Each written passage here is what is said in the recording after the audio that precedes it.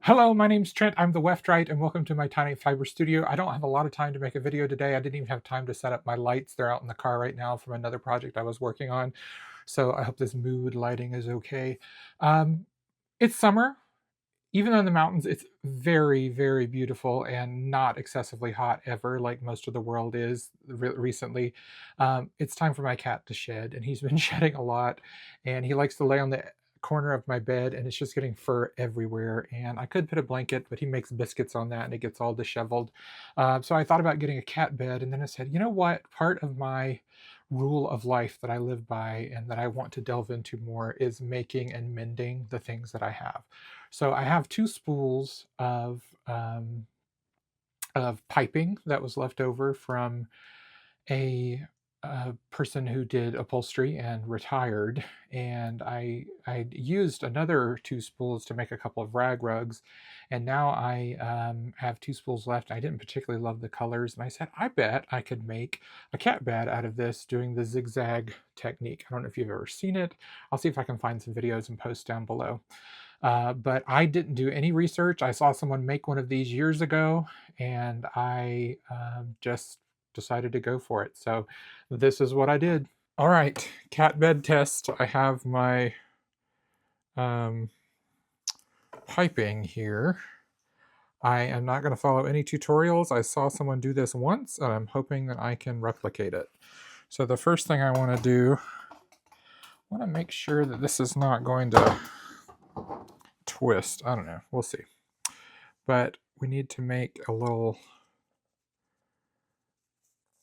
long kind of rectangle-y thing because I want this to be an oval. If we wanted it to be round, I guess we would just start doing it like that. Let's see if I can figure out how to make the zigzag happen.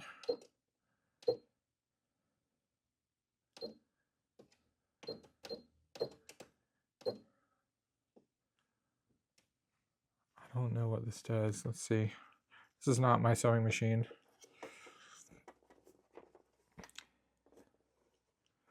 So the idea is that we're going to zigzag the pieces together. That's some kind of fancy zigzag. Where's just a regular zigzag? I don't know how this machine works at all. There we go. That feels better.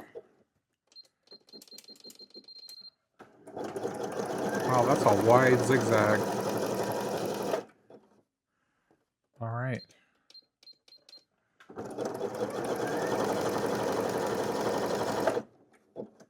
So we got to remember 5 is the setting on this brunette.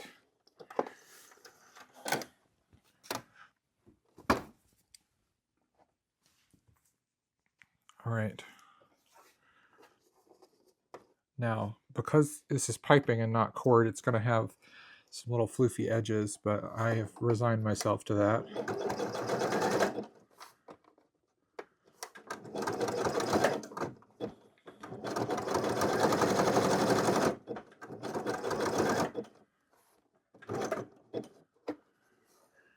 I'll turn.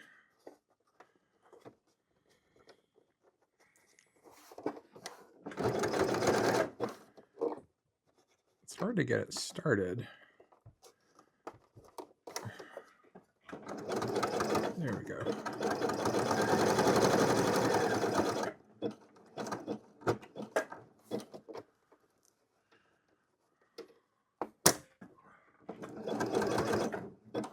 So I'm making sure I do my corners as well.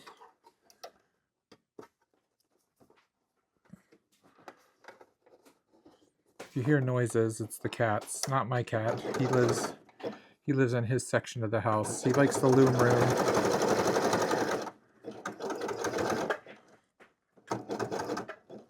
Okay.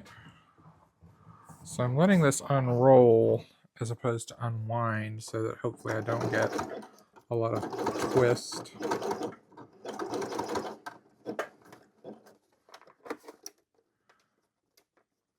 I'll get some close-ups in a bit once I get a little bit more going on.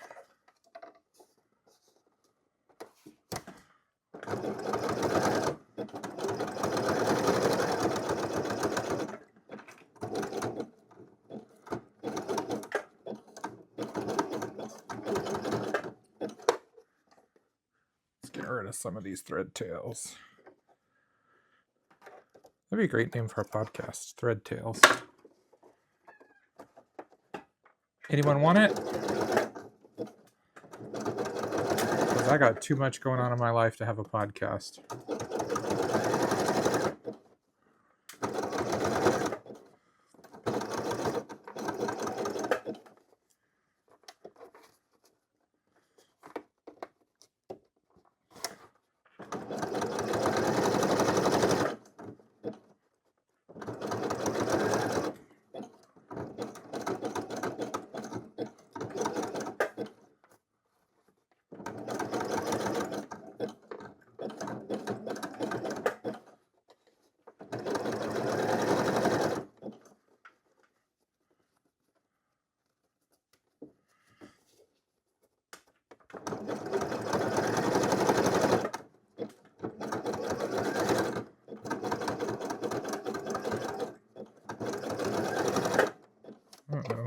Yeah, that's the hard is because it has that extra flap because it's piping and not just cord. It doesn't want to line up perfectly. All right, let's get some close-ups. Hopefully my hand doesn't get too much in the way, but what you'll see is as I round the corner, I want to make sure that little extra flap is hanging down. And then here's where it gets a little tricky. You see that little flap's there. I want to make sure that I can connect it. See, like that. I want to turn that down because I want all those extra flaps to be on the bottom side. When I get to the sides, it may become an issue, but we'll see.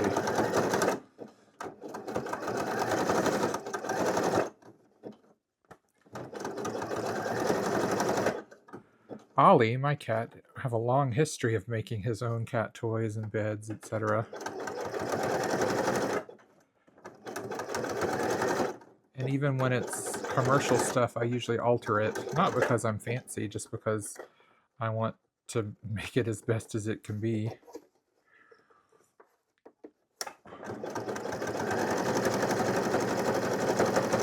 This is kind of fun.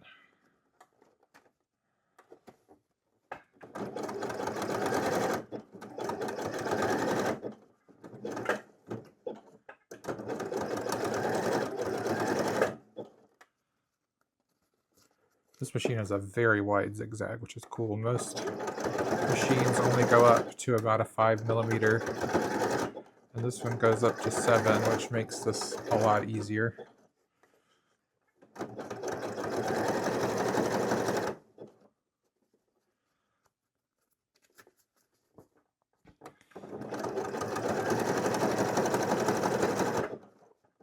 I choose my least favorite. I have 2 spools of this stuff left, and this was kind of my least favorite. It was this wishy-washy kind of gray beige color, but it's actually really pretty when it's in mass.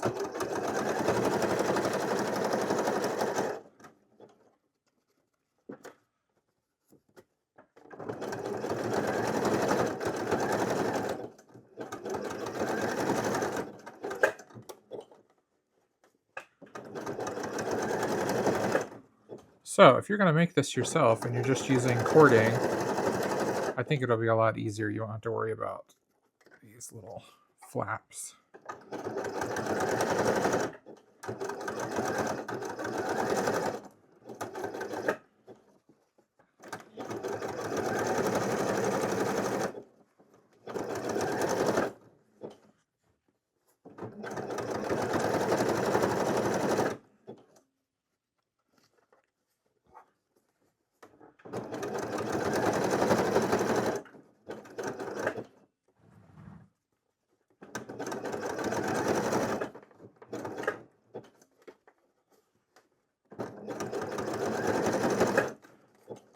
All right, I'm going to keep doing this, and when I get to the part where I'm going to turn it up on the outside edge, I will slow down the footage, and we'll start again.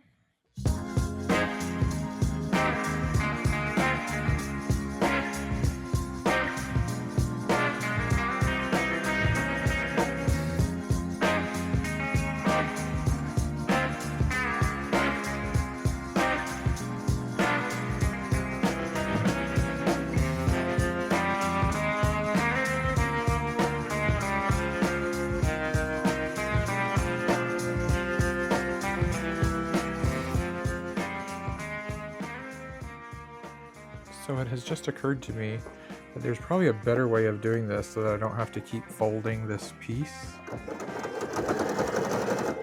But it may be too late to implement.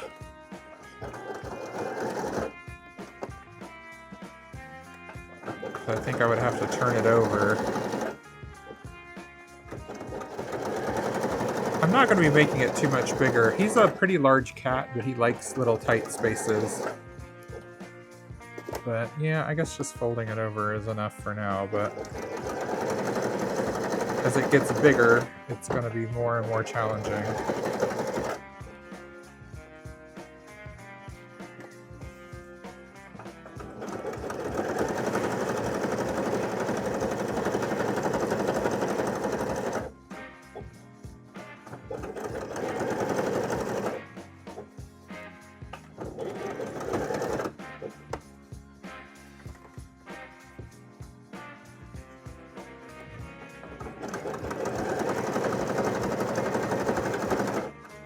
Alright, let's speed this up again.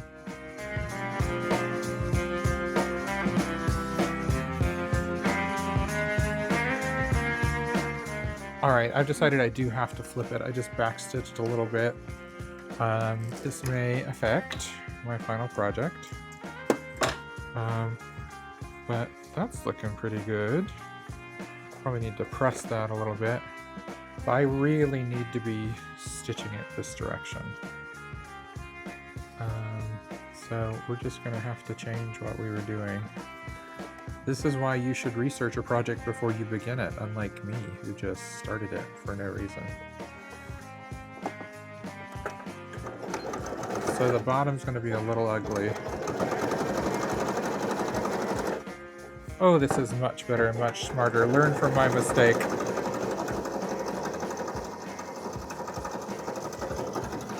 I think I'll be able to get a much flatter bottom as well because I'm not having to curl it all the time.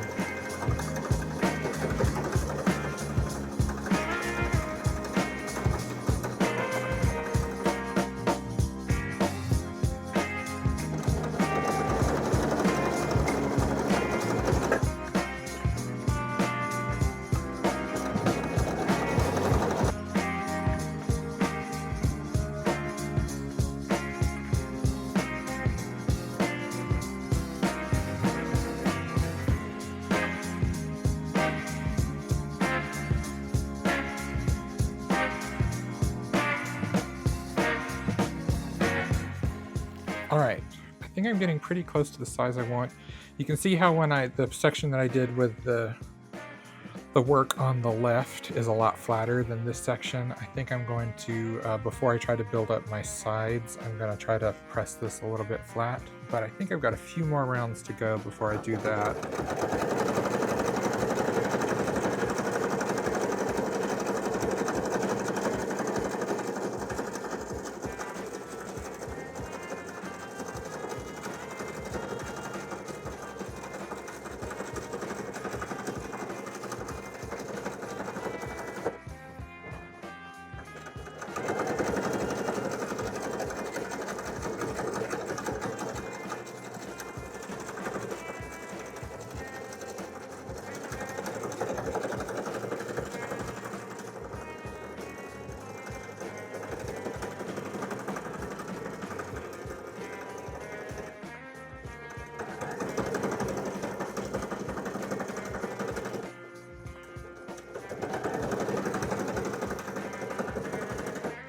Out of bobbin again. I think this is a good time. That's a good size. I'm going to stop and press it and wind a bobbin. I'll see you over at the iron.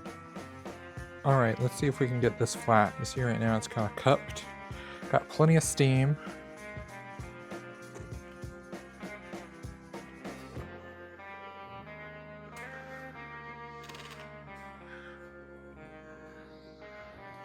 So I'm going to treat this like if I was making a hat. Using plenty of seam and a little bit of stretching. Oh yeah. Perfect.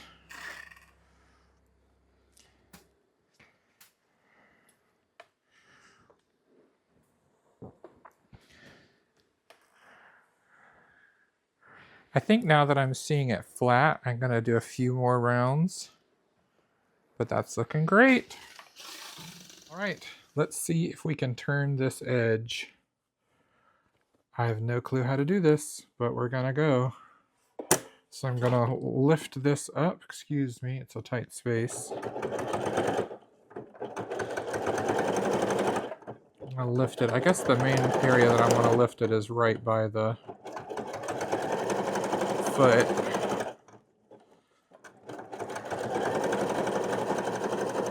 I think I'm gonna tug on the piping a little bit so that it's a little tighter around these curves. Uh-oh. Pulled it a little too snug.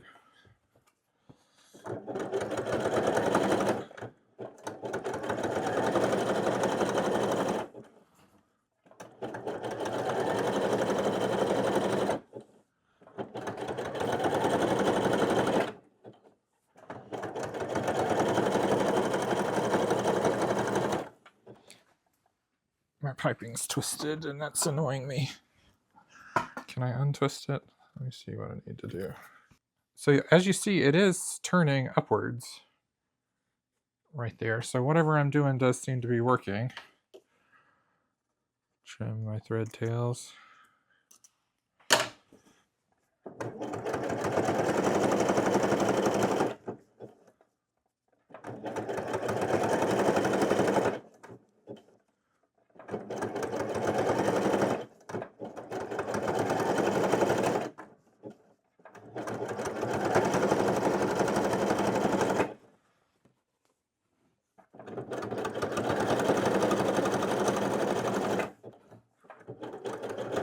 So theatrically, this is very similar to making a straw hat,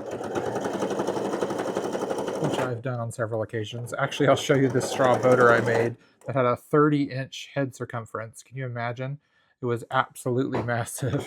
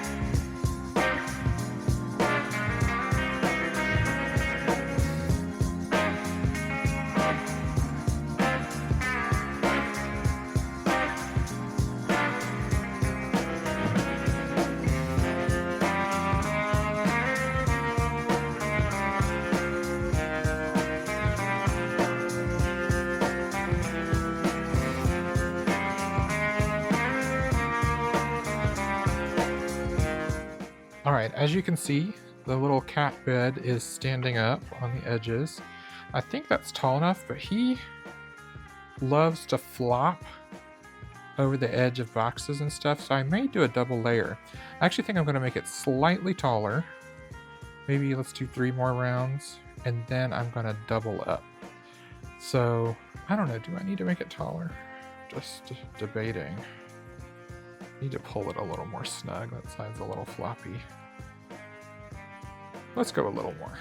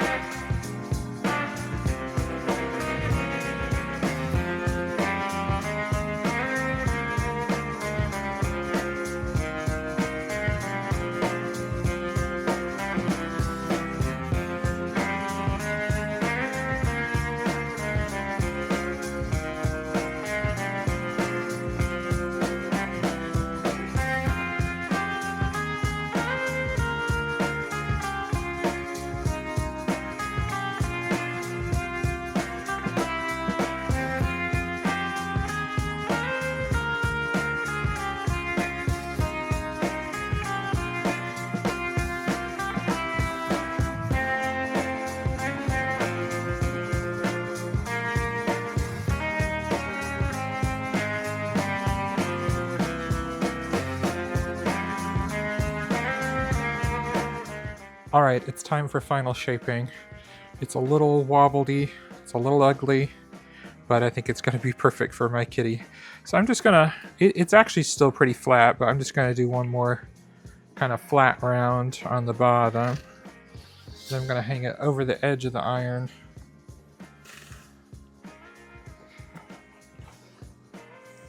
And try to compress this a little bit. I have no clue what this footage is going to look like with all this steam. The double layer really did stiffen it up quite a bit. However, it was very difficult to control and it made it kind of wobbly. Mixed feelings. It's going to make it sturdier for him to lean against. But it does make it a little uglier, I'll be honest.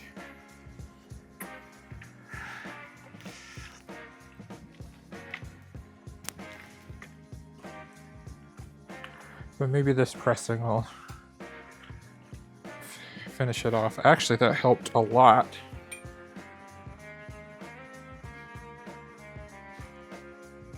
Let's get some footage. Alright, so here we have it. It stands up nicely. This is so dense. I really should probably do another 2 rows so that it goes all the way down to the bottom, but my back hurts and I really don't want to. This is where I had to do it upside down and flip it, so it's a little ugly right there. The underside actually looks really neat, but then this edge I don't love. I don't know, let's flip it inside out and see if we like it. Alright, this is it inside out. I don't know, it's not too bad. I just don't like the way this looks as compared to that. It's a little more condensed. Am I going to add those extra rows? I think I'm going to call it done, and I think I'm going to use the other side. It's a little wibbly-wobbly, but it cost me 0 money, and I made it without any research and just doing it by vibes. Well, I'm pretty happy with how that turned out, and I think Ollie will like it a lot. I want to just say a few things. First of all, thank you for sticking with me with my new job. It's been difficult to post videos quite with the regularity that I usually do. So thanks for sticking with me. And I wanted to say that this kind of project is exactly what I'm trying to gear myself toward, is using materials I have. I could buy a cat bed for probably $10, but that $10 would have gone to take advantage of someone who gets paid very little to make things like that. And though it's a complicated system, if I can make or mend something myself, I feel like I'm not contributing to that exploitation. And I think that's a part of my spiritual and faith-based making journey that I'm on as well. I hope you join me for more exciting projects. Please subscribe if you haven't. If you want to support my Buy Me a Coffee, I just renewed my yearly website hosting, which was very expensive, but it is up and running, so we should be able to have those wonderful tools the rest of the year. And I wanted to just say thank you, and please keep joining me. I love talking with you, and I love all the comments that I get, even though I can't respond to them immediately usually. Until then, have a wonderful week and keep on crafting.